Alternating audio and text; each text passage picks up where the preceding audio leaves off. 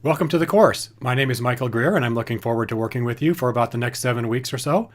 Now, this course, Rhetoric 7373, is a special topics course in our graduate certificate in online writing instruction. Our focus is on feedback and assessment of student writing. Now, this course is designed for people who are now or who plan to be teaching writing online, primarily at the college level. Now, it can also be useful for writing teachers working at other levels, including high school, and for students who are interested in working in instructional design or corporate e-learning. Now, some of you have already taken one or more or many courses in the graduate sequence, in the certificate sequence, and a few of you are just getting started, and that's okay. Some of you have extensive teaching experience and some of you do not. The course is designed to support learners at all different points in their career paths, and I think the range of experiences in the group will benefit all of us. You will have an opportunity to define some personal learning goals for the course, and the goal is to move forward from wherever you are today. Now, I've been teaching myself for over 20 years, 11 of that online, and I still feel like I have a lot to learn, that's for sure.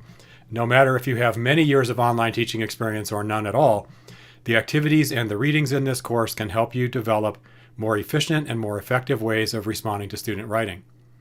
Now, we can think of this course really as a deep dive into two questions. The first question is this: how can online instructors respond to student writing in ways that help students learn and improve their skills? Now, notice that's a how question. It's a question of method, process, and strategy. We will explore this question through a lot of hands-on work.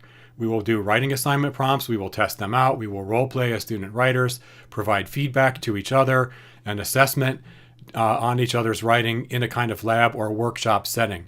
This is very much a hands-on course. Many of the core skills of feedback and assessment can only be learned by doing.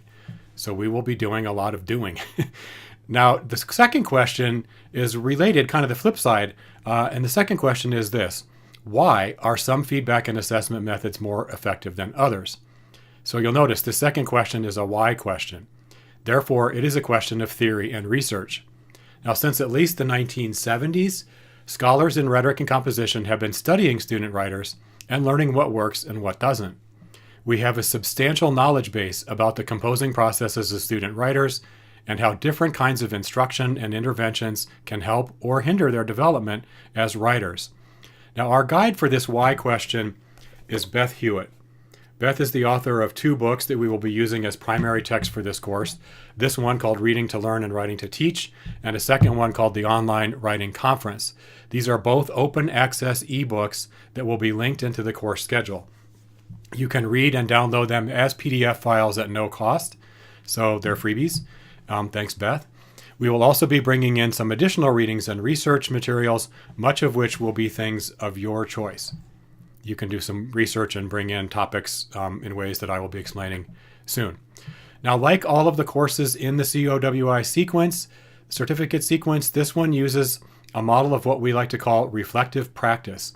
We do things, then we test ideas out, then we reflect and look at theory and research, and to understand why some things work better than others. So we use a kind of a feedback loop process to revise and to iterate at each stage.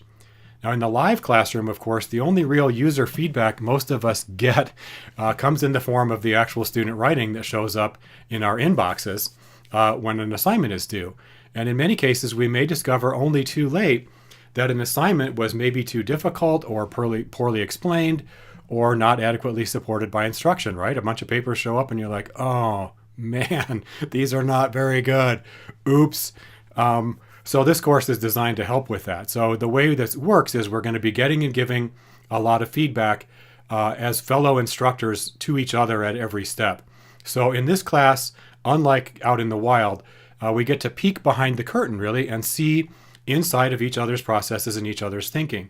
So I've been teaching courses in the certificate program now for about 4 years.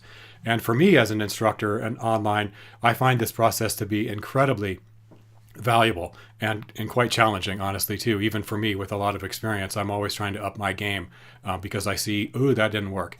Or I got some good feedback from people like you. So it's really not very often that we get real help like this from other teachers, right? As we write the assignments, as we design our lessons, as we write rubrics, and as we respond to student writing.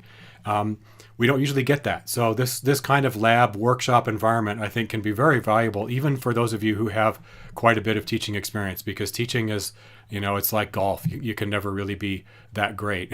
You're always like aware of how much further you have to go to be really good at it.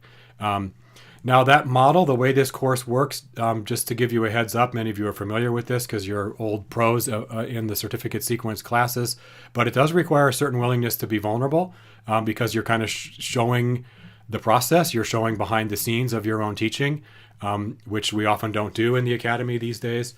So it requires that willingness to be vulnerable, and it requires an openness to feedback.